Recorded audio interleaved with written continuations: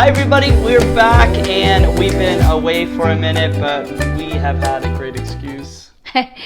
Any of you that have been involved with distance learning know that it kind of can throw your schedule off a little bit. So as we're learning and transitioning in this house, it's been a little bit crazy, but we are happy to be back. We are back. We are ready. We missed you. And there are two new words that make me want to drink wine more.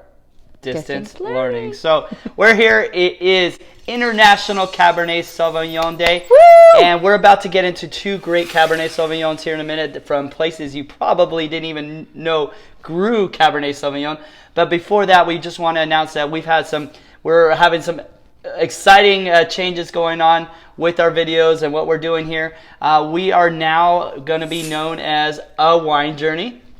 And we have evolved. We are creating a website, winejourney.com, and some great things that are going to be involved in a wine journey. We have been working on some fun stuff, some great content, and we're bringing you guys a lot of great new things as a wine journey. So coming soon, stay tuned. So as we have fun, you'll have fun with us. Yes. A wine journey. Yep. Here it comes.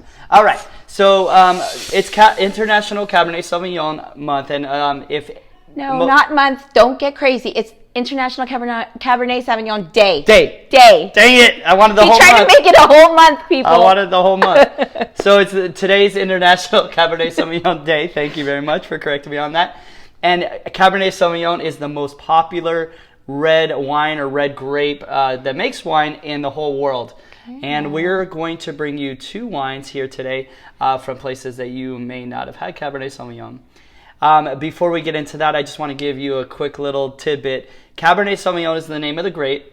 All right, so there are thousands of different grapes that make wine, and Cabernet Sauvignon is the most popular, so that's quite a feat.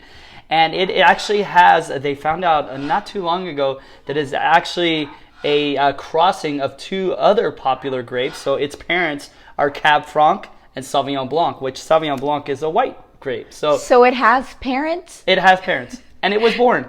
Wow. And it was born in Bordeaux, France, so it's a French grape. Cabernet Franc, Cab Franc, sorry. Yeah. And Cabernet Franc. And Sauvignon Blanc. Wow. Who would have thunk it, huh? I get it. All right. That's a really cool fact. It is really cool. So Cabernet Sauvignon grows in a lot of places, and the two places you may know them to be grown best are Bordeaux, France, which is on the Atlantic side of France and is where Cabernet Sauvignon is from, like we just said. And also Napa Valley, which is up in Northern California. And so those are best known. But we're bringing you two places that have kind of similar stylistic and growing conditions as those two, but are in very different places. So let's do this. I am so ready. You are ready? I am so ready. Learning's got you ready. All right. Yeah. So the first wine we're going to try today is a Cabernet Sauvignon from the southeastern part of Down Under, Australia. And you may have heard of this very popular brand called Penfolds. They make very high-end wines, Shiraz or Syrah Cabernet Sauvignon. But this, I found this really affordable Penfolds Cabernet Sauvignon. It's called Max's. It's a series, and it is really, really good. Ooh, that.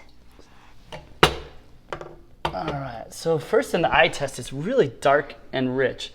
And it's really inky. Really inky. And so I know that this area gets really, really hot.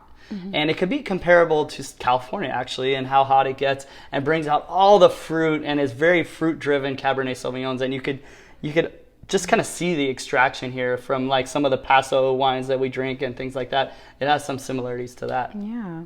All right, so let's swirl it. No, let's give it a whirl. There you go. I love it. Yeah, you've been out of it. Trademark that. Let's give it a whirl. And to smell it, the nose on it is kind of apparent. What kind of things do you smell in the initial nose of this? Black cherry. Okay. Vanilla. Okay. Vanilla chai. Like vanilla. Vanilla chai. Yeah, I like that. Like a little spice, right? Yeah. Like a vanilla spice. But very, very faint. Like, yeah, but vanilla for sure. Yeah, the nose on this doesn't jump out of the glass, I don't think.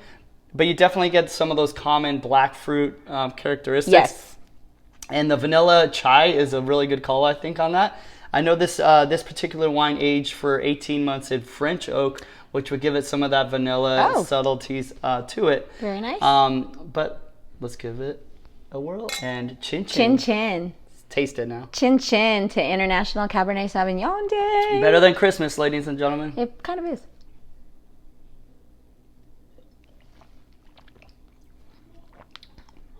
Ooh, yes, that is good. So yeah. The first thing I notice about this is the fruit, and because this comes from a hot region. I mean, there's actually, I mean, if you think about Australia, you may be envisioning like the red sand and the red desert-like climate. That's where this grows, and the heat actually allows those grapes to ripen and give a lot of fruit. So fruit is definitely at the center stage of this wine. You really get that black cherry taste. That definitely comes out. And that spice. I think the alcohol in here is about 14.5. So that alcohol actually comes through in the finish as well. Oh, yeah. It's like a heat.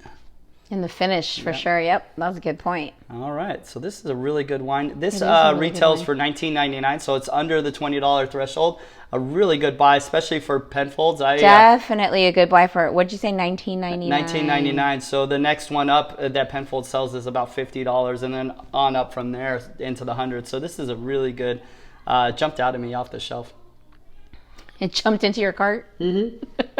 It almost jumped. Why'd you make it sound like it jumped out? It almost jumped in my mouth, and then I realized that was really inappropriate. Yeah, you in couldn't public, do that. No, not in the store. I waited for you on that one.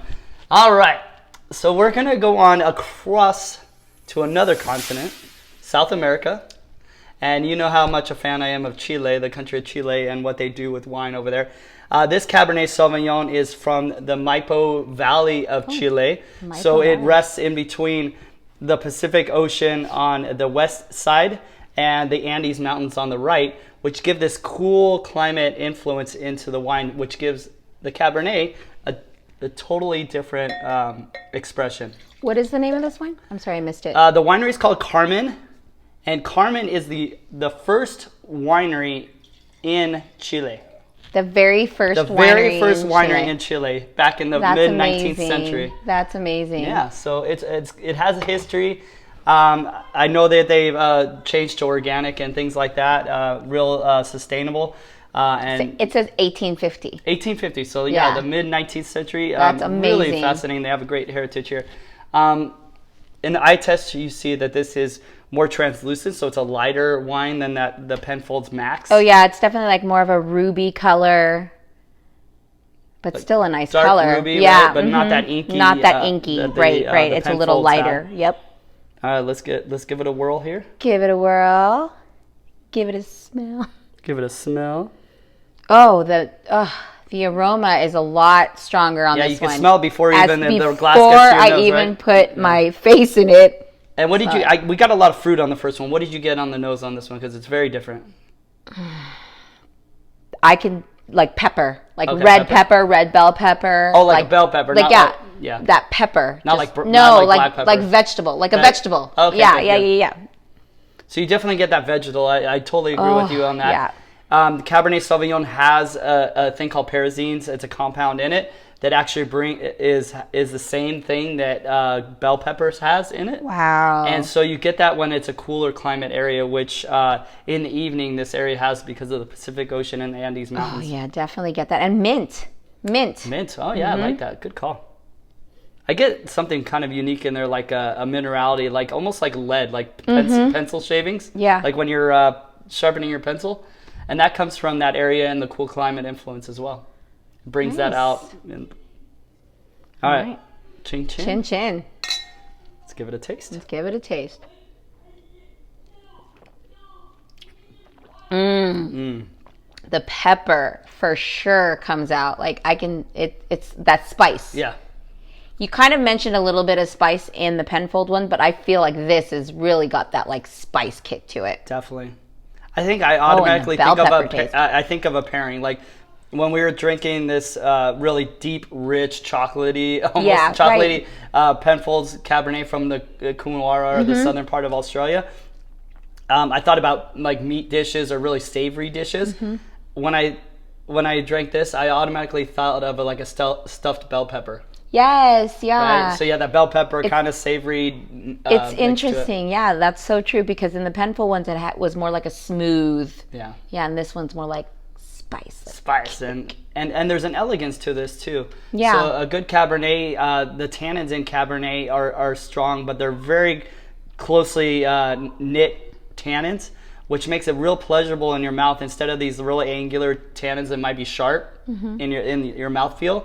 They're very smooth typically, especially if they've had barrel age time. This is a Grand Reserva, so this is actually had a minimum of 2 years in oak barrels. Okay. So it helps those tannins kind of smooth even more. And then the tannins help that the flavors and everything that you get in each of these wines go all the way to the finish. And not all varietals do that. No, they don't. Oh, wow. So this has a great, did not know that. a great beginning, middle, and end, just like a good book. Yeah. And I like how you brought 2 wines that are from 2 totally different regions and different climate. Yep. Yeah, That's very cool. Different climates, different regions, but the same grape. And if you like a Bordeaux style Cabernet Sauvignon or a Bordeaux blend, you'll definitely want to get this Chilean Right, wine. okay.